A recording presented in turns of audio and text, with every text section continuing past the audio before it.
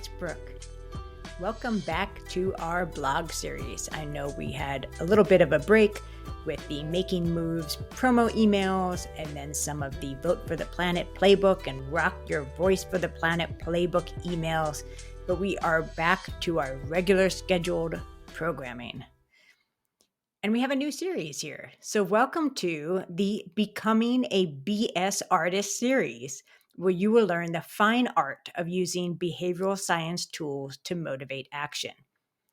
There are many behavioral science tools and terms out there, which often sound simple to use, like just nudge the audience. Yet we all know that these things are never as easy as they sound, especially in the context of conservation and sustainability programs. So this 4-part blog series will detail when behavioral science tools are a good fit for our projects and how to design and implement them effectively. By the end of this series, you'll be a certified BS artist. And yes, you'll probably be sick of that pun by the end of this series as well. So today's behavioral science tool that we will be focusing on is feedback loops. And I'll start with a quote from Thomas Getz on describing what feedback loops are. So feedback loops provide people with information about their actions in real time, then give them a chance to change those actions, pushing them toward better behaviors. There are many naturally occurring feedback loops in our lives. We forget to put the laundry in the dryer, and now our clothes smell a bit funky. We put the spoon under the kitchen faucet in the up position, sending a wave of water all over us. We drink coffee later in the day than we should and end up having a crappy night of sleep. These feedback loops prompt us to be more mindful next time we do those things, so we don't produce the same funky, wet, sleepless results. Feedback loops can also be intentionally designed and implemented to help audience members navigate the difficult task of doing something new and different in their lives. In other words, changing their behaviors. Have you ever seen one of those traffic speed signs that tell you how fast you're driving compared to the set speed limit? Most of the time they are flashing because, we're all going over the limit at least a little bit. So signs like those have proven to be more effective for reducing speeds and even keeping them low for several miles after the sign. And they're more effective than static signs, super brightly colored signs, police cars with radar guns, and even increased ticketing rates. They work so well simply because they provide real-time feedback on our actions with a clear message for what we should do next. Slow down. You have likely opted into several programs that give you regular feedback on your progress. These could be apps like Noom, Fitbit, the Nest thermostats in your house, Duolingo, and more. So today we're going to do a deep dive into when and how we can use this same BS for our projects. First, we need to really assess if feedback loops are a good fit for our project. And they tend to work best for projects that require a lot of practice or persistence from the audience to achieve a larger behavior change goal. And making steady progress is an important part of the process. So this could be a behavior that requires ongoing practice to create a habit that sticks, like reducing food waste. It could also be a program that wants users to complete a series of one-off actions that add up to a larger impact, like making energy-efficient changes in the house. They also work best for programs or behaviors where the audience has some initial desire and drive to achieve that end goal. And therefore, they're interested in pursuing it themselves, like wanting to reduce their carbon footprint. It's really a key piece of using feedback loops. So a side note here, sharing positive feedback is always a great idea and can be incorporated, I think, into basically any behavior change program out there. However, feedback loops tend to work best when the audience has the opportunity to repeat the behavior and make adjustments based on the feedback they've received. So, for example, providing positive feedback after someone signs a petition is awesome, but they may not need a feedback loop unless you're asking them to sign several petitions back to back. So small distinctions there, but kind of important distinctions about whether or not feedback loops are a good fit for your project. Now let's add a dash of behavioral psychology to the mix and look at why feedback loops work in the first place. So people feel compelled to continue their journey of change when receiving regular feedback because, one, it reduces uncertainty.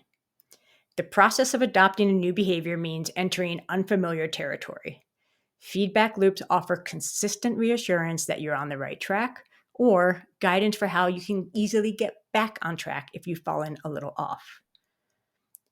It also builds self efficacy, feedback that reinforces what good looks like and then celebrates all the moments when the audience nails it, builds confidence that they have the skills and ability to achieve the end goal.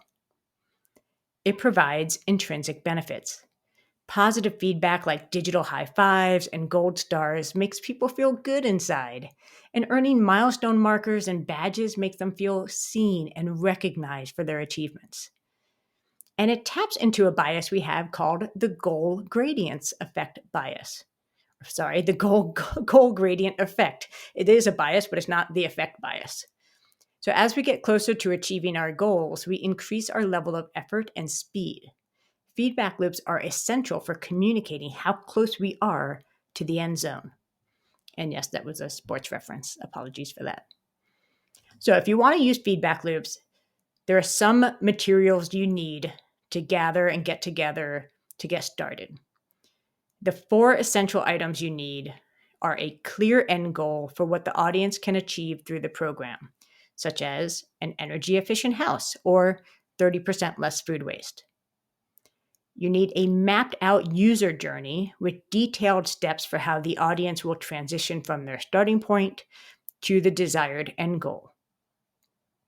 You need, and I think this might be the most important of the 4, a method for collecting progress and output data per individual and across participants to showcase that collective impact, and technology that quickly translates that data into contextual, constructive feedback and next steps. And certainly, you need a way to relay that information and feedback to your audience members. So this might be through an app, an email, software program, or text. So those four things are key to getting started with using feedback loops. Now, let's get to how we actually design an effective feedback loop. It's kind of like paint by numbers, but just a whole lot harder. Sorry. We're going to start with the baseline. For projects asking people to accomplish a series of tasks, it can be helpful to have audience members start by assessing what they've already done before starting the program, either through a quiz or filling out a checklist. They can receive an immediate celebratory response for their accomplishments to date and guidance for what they can do next. For other projects where audience members may all be starting at square one, consider using the endowed progress effect to provide a boost of momentum at the beginning of the behavior journey. And on the website, you can find an article that explains what the endowed progress effect is in greater detail. Second step, give a lot of feedback early in the journey. The early days of starting a new habit is a fragile time. Audience members will feel a mix of excitement and uncertainty at this stage.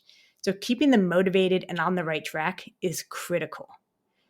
Keep in mind that feedback should directly follow a step or action the audience completes so that it is timely and relevant to what they've just done. Feedback should also grab the audience's attention with an element of surprise.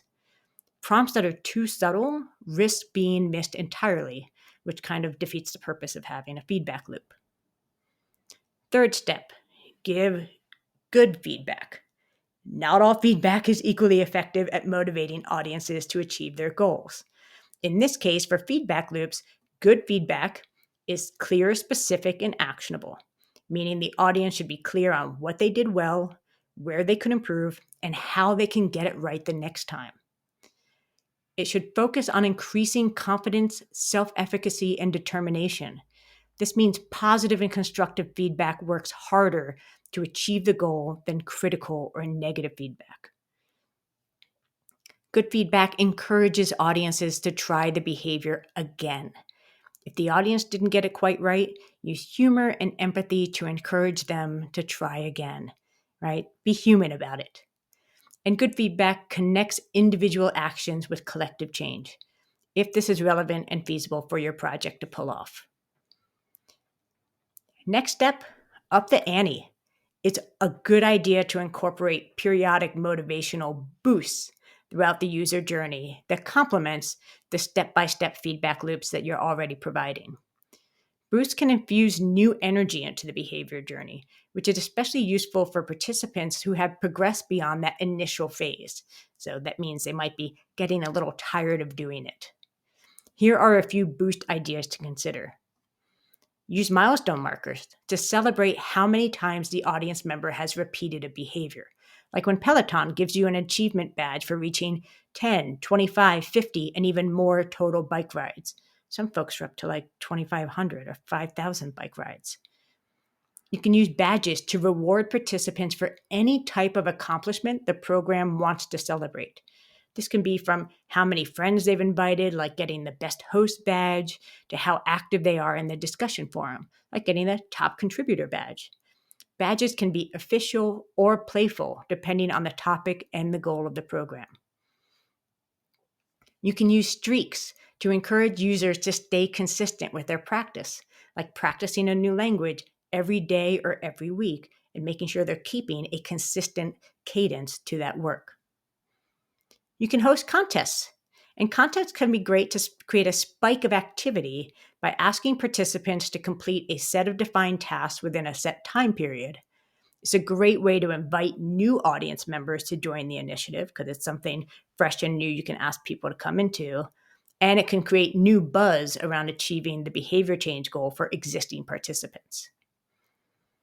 And the last implementation and design step of feedback loops is track and assess. There are countless ways we can provide positive and constructive feedback to our audience, and some messages are more motivating than others. It's helpful to track participation along the behavior change steps to identify areas where audience members are regressing, stalling, or quitting completely. Those gaps in progress can then be addressed by providing additional resources and support for the audience and adjusting the type of feedback we're providing during those moments. Now, before we sign off, I want to share some pitfalls to avoid based on my Peloton app. And for the most part, I really like the Peloton app. It's been incredibly helpful for my workout regimen. But I've noticed two errors they make when using feedback loops. The first is that I receive the exact same message of affirmation every time I complete a workout. It's a digital high five, which I do really like, with a message that says, "You did that, way to go." And this is a fine message, but the effect has definitely worn off over time. It doesn't seem that hard to me to brainstorm 20, maybe even up to 50 short affirmations and then deliver them randomly. That would really keep me engaged. The second error I feel like they make is that when they do track streaks, which is a good motivational tool, but the message is always focused on not losing my streak, which is actually a loss-based message. This phrasing tends to elicit feelings of guilt more than motivation for me. I would rather receive a message that prompts me to plan my next workout so I can keep my awesome streak going. Well, that's it for today. You are now well on your way to becoming a certified BS artist. Stay tuned for 3 more posts on this topic on using behavioral science tools to motivate action. Thank you so much for listening. Take care.